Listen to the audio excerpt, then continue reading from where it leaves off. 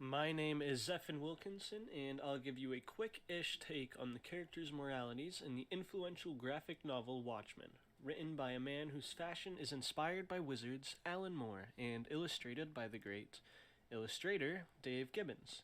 If you're watching this, I'm assuming you're either my professor or you've read the book before, but in any case, just know that there will be spoilers everywhere, because avoiding them is almost impossible. Also, it will help a lot if you already know what happens in the story, because for the sake of time, I'm only going to reference what is necessary but enjoy. To describe it shortly, though, Watchmen is a story about how real heroes would act in the real world, and importantly, during the Cold War era. It follows an unorganized group of heroes, each with their own motives for being one, right after they have been deemed illegal, after people realize they didn't want a group of strange people in tights, doing their chaotic and inefficient best to protect them. Described mostly by a quote that the novel's citizens leave around that says, "Who watches the Watchmen?" Anyways, there's a massive threat of nuclear war on the horizon, symbolized by the doomsday clock that describes how close they are to nuclear Armageddon. When the arrow hits 12, that's it. Also, this is even further symbolized by a smiley face that has an arrow-shaped bloodstain that points to where a 12 would be on a clock. Even more than that, one character, Dr. Manhattan, used to be a watchmaker. And finally, there are 12 chapters in the book. Lots of symbolism here. Alan Moore loves it. The main dilemma of the story, though, is when a hero called Ozymandias, also known as the smartest man alive, decides that in order to save the world from this nuclear demolition, he'll have to sacrifice half of the New York population using a giant alien squid bomb that he created and then blame it on an alien invasion. Naturally. Also, that the nations of the world, namely the USA and Russia, will team up to fight it rather than nuke each other to extinction. It's a creative plan that actually works here, so I'll give Ozzy that. The plot of the book follows the rest of the heroes figuring out Ozzy's plan and dealing with the moral dilemma of accepting that it succeeded. The biggest question here is how the characters deal with different types of murders, including this big sacrifice. It's never justifiable, so it makes it eerily interesting to see how fleshed out characters would respond to them. Seeing as it clearly has a lot to do with morals, referencing that main situation and how the characters reacted to it is mainly what I'm going to do. But trust me, lots of other parts of the book have just as much interest in them. In fact, the differing morals for these very human characters are what makes the story so interesting all the way through. I really admire Alan Moore for his writing. Throughout the book, you'll probably end up siding with characters that have similar outlooks to you, even though most of these characters are not people you would want to agree with. That alone adds more depth to the book and gives everyone a pretty philosophical journey. Now, Watchmen doesn't really have a main protagonist like most stories, but it does follow Rorschach's footsteps for the most part, and especially in the beginning, so it only makes sense that we analyze him first. Walter Joseph Kovacs, mainly known as Rorschach, is the somewhat psychotic, smelly detective who fits in his own superhero genre. He is also a man with a complicated past and a strict, also a somewhat psychotic, moral compass. He is very harsh and unmerciful to those that he considers evil, and even goes as far as killing his every enemy, and uses some light torture as his main way of interrogation. The way he puts it is uncompromising in the face of evil. In quotes. He acts as the judge, jury, and executioner for his own beliefs, like an unhinged Batman, basically. Rorschach sees the world as random and blank, and Alan Moore sets up this alternate world to match that. Godless, unless you consider Dr. Manhattan, and cruel. When Rorschach says existence is random, has no pattern save what we imagine after staring at it too long, no meaning save what we choose to impose, it describes how he goes about things pretty thoroughly. He turns the blackness he sees, his blank moral slate, into the only thing that means anything, as similarly said in one of my sources by Jeffrey Wu. His past is another big part of his motives, and he's constantly reflecting his actions of wrongdoings he's experienced in his path, which are fun topics such as, his mother was an abusive prostitute, so now he hates anything sexual, namely being the whores of the city. That's in his words, by the way, not mine. And he even has vivid nightmares about his mom having sex with people. Now, when he lived with his mother, he lived in a world that ignores the law. So now he does too, and once again inflicts his own self-righteous judgment. He was also constantly bullied and would fight back hard. So in his superhero current day, he hates injustice and wants to fight back against it. Any of the little things he's heard about his dad, he would also adopt into his personality. He basically assumes that his dad is a good guy because he also hated his mom. This also reflects Rorschach's black and white outlook on everything. He doesn't even consider that his dad could be a bad man, despite it being a very real possibility. His plain outlook on good and bad is symbolized by his mask. That he calls his face. A black and white viewpoint on the world that is ultimately represented by his death in the end. The inability to accept Ozymandias' forced moral dilemma shows that his constant good or bad, my side or your side, black or white viewpoint can't survive in the real world, just as he couldn't. Dreary stuff. Now, Dr. Manhattan, the character who is the least human and most godlike, ironically has a very normal set of morals that a lot of people do in real life, just more extreme because he has very little emotions. His morals are a very in-the-moment style of picking the most logical option he can, in a very cruel way by our standards, with the very minor exception of his girlfriend Silk Spectre, the Younger. Similar to Rorschach, Dr. Manhattan sees the world as a blank canvas, only he sees exactly how it gets painted. How, you ask? Because he can see the past, the present, and the future all at the same time. Similar to being able to read the whole graphic novel where his characters included all pages at once. As he puts it, I'm just a puppet who can see the strings. Throughout the graphic novel, he's basically just a tool who doesn't do anything by his own volition. He's used mainly by the government, who, I should mention, only uses him for their own agendas rather than doing anything that could help the country or the world. Definitely a secret message there.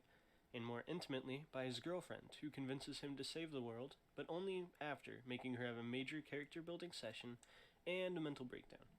All to say that he doesn't truly have a strict set of morals, he just chooses the most logical path, mostly after being told by others to do something, and as a consequence, he also doesn't take any actions when observers like us would like him to. This is best shown by the several times he's been involved with murders. If he witnesses a murder he can stop, he just doesn't. He sees it as pointless to interfere. After all, it has no bigger effect on the human race. It's just one person gone. For example, when he sees the comedian murder a pregnant woman, he didn't bother stepping in. He just told the comedian he shouldn't have done that, and he moves right on. Or how he doesn't kill Ozymandias for murdering millions of people, because what's done is done, and he sees it as pointless. However, when he does take action, it's for the sake of what he thinks will save the human race. This situation being when he kills Rorschach, without a second thought. Suffice it to say, he only really moves on his own when he decides that it's absolutely necessary. Throughout the whole graphic novel, he more or less just watches or lightly interacts until it's absolutely necessary for him to do something. Kind of like that grandpa in Spy Kids 3 who just chases a butterfly up until the end. Now to talk about Adrian Veidt, the smartest man alive, but referred to here as Ozymandias, the man who would get along great with Thanos, with their very similar moral viewpoints. When these guys are asked to solve the good old trolley dilemma of killing one to save two, they have zero hesitation, or in this case, millions to save billions. Ozymandias has the idea that results are all that really matters. Any harm that's caused in the meantime is just chalked up as necessary evil. Ozzy here is what's called a consequentialist. That isn't to say that he completely disregards his actions. He even knows that what he does is an evil act. But once again, he sees it as necessary. As he says, someone had to take the weight of that awful, necessary crime. Throughout the story, he shows a major lack of compassion for any of the other characters, even the ones he intimately kills. His own loyal workers in the Arctic, he sees as a gift to kill them, not even letting them know why or showing any concern for their opinions. He kills his so-called assassin, he gives several people cancer, which is not cool, and he kills his own pet Bubastis, and whispers sorry to himself. And of course, he kills the comedian. After each one, he just chalks them up with the rest as necessary deaths, showing just how extreme he is in his consequentialist morality. During everything, he shows no thought toward the possibility that he could have been wrong. Not until his plan succeeds does he consider that he maybe shouldn't have gone through with it. This ends with him asking Dr. Manhattan if he was right in the end. In turn, Dr. Manhattan says, "Nothing ends, Adrian, nothing ever ends," and then teleports away to leave him pondering. You see, Ozymandias has no doubts that he is the smartest man alive, as mentioned constantly throughout the book, and that he is the ultimate good. You'll notice that whenever he talks about himself, it is never anything critical. Instead, he oozes with self-confidence. On that thought, whenever someone else criticizes him, they are seen as wrong or a threat to his grand plan more than anything else. Namely, when Rorschach and Night Owl are pleading with him not to go through with his plan, before learning that it's already happened. When the comedian learns about Ozzy's plan, he's broken and trying to weigh the results in his mind, as seen in Moloch's house, where he starts a tearful rant by saying, "It's a joke. It's all a joke." Ozymandias lacks this sense of criticism, which ends up being the biggest joke in the novel. With morals as the focal point, Rorschach and Ozymandias are intentionally opposites in their methods. Rorschach is short-sighted and has direct results that ignore the big picture, while Ozzy has long-term goals that ignore his journey to success. In fact, Jeffrey Wu, in one of my sources, summarized how the three characters' morals I've talked about compare perfectly to each other. To quote Wu, Moore thus seems to provide three distinct views of morality to show the extremes of all variations. Ozymandias represents the epitomes of long-term consequentialist thought, Rorschach the simple self-righteous mentality, while Manhattan displays deontological ethics, basing his judgment on what is better, worse, or insignificant for humanity. Thank you for that, Jeffrey Wu. The other two main characters in Watchmen are also unique with their own set of morals, although they are less important in terms of morals. So I'll keep their description super brief, and I won't even mention any of the Minutemen heroes. Night Owl. He's the most comic-like character in the book, being very similar to Batman. He goes with the best option he has available, like Manhattan does, but just in a more human way. For example, in Short Reluctance, he goes along with Ozzy's plan, but only because he felt like he had to. If he could have, though, he probably would have stopped Ozzy before anything could happen, and then deal with the repercussions later, unlike Dr. Manhattan would. As for Silk Spectre, she's probably the most normal out of the characters, seeing as she was mostly forced into the hero business by her mom like it's a beauty pageant. She doesn't have much opportunity to make moral choices, but is just strewn along the whole time.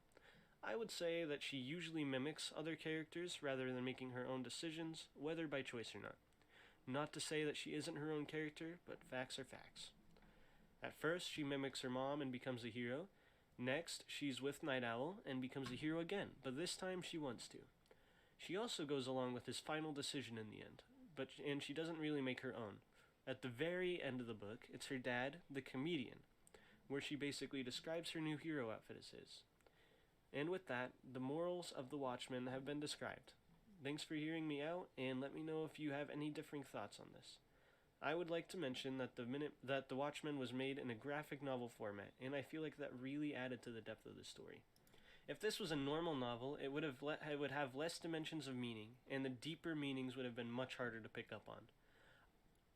I love the way that Alan Moore and Dave Gibbons cooperated to make such an intricate story that shines as one of the top in such an underrated format, especially at the time it was released. And credit is due where credit is due.